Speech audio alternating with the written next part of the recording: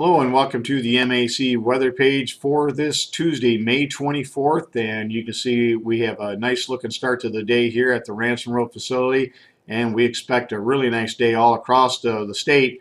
And we're going to be warm with temperatures in the low 80s, 80 to 84. In fact, we're going to be warm right on through next weekend, when I think overall, or over the next 7 days, we'll see temperatures mainly in the upper 70s to the mid 80s. So it's going to be very warm. And with that warmth, we're also going to see an increase in the humidity and dew points. And starting tonight, that's going to bring a chance of showers and thunderstorms. And that'll carry right on through the weekend. So we have a chance of rain pretty much every single day, although it won't be a washout. There'll be many dry hours between the storms. But again, it's going to be wet overall. I think most areas here over the next 7 days are going to see between an inch and maybe an inch and a half, with some localized amounts possibly pushing 2 inches where they get some heavier thunderstorms. Right now, we don't expect much in the way of severe weather here, although it will be out in the Midwest. If we take a look at the next webcam, this is from Ames, Iowa, and they're going to be right in the bullseye from around Des Moines back to the southwest part of the state. Iowa could see around 3 to 6 inches of rain, so they're right in the epicenter for some of the heavy rains here over the next 5 to 7 days. That's that same system that'll be leaning into the Great Lakes, giving us our rain as well. A little bit closer to home, you can see a nice start to the day here in Muskegon, looking from Lake Michigan inland through the Muskegon Channel. And if we look at our normal highs for the day is 73, the normal low is 48. You can see across the MAC area temperatures mainly in low to mid 50s.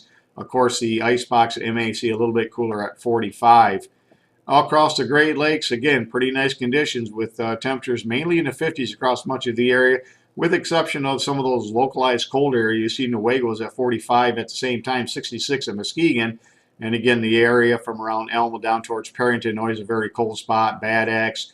You get up towards Cadillac, around the Luther and Tustin areas. Again, very normally cold areas.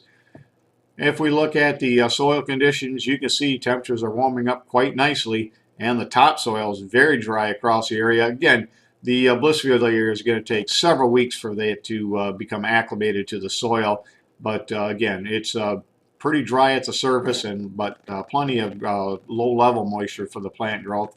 If we look at the next slide, you can see the growing degree day accumulations across the area, and in a graphical format you can see how that's beginning to rise quite rapidly. And as far as the last 20 years, we are rising pretty good.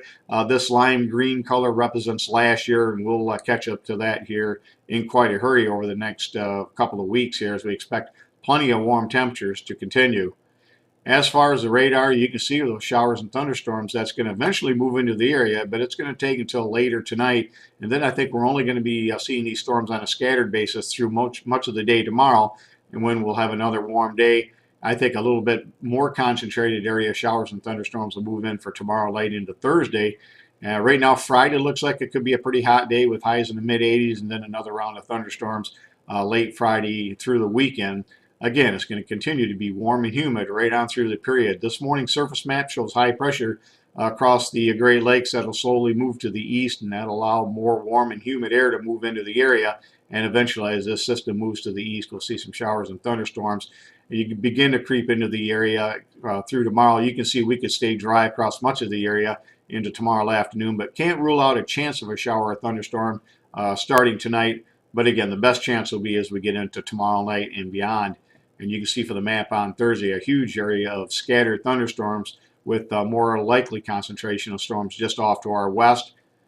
As far as precipitation over the next 7 days, you can see these next three slides that I show you. They're all 7-day forecasts.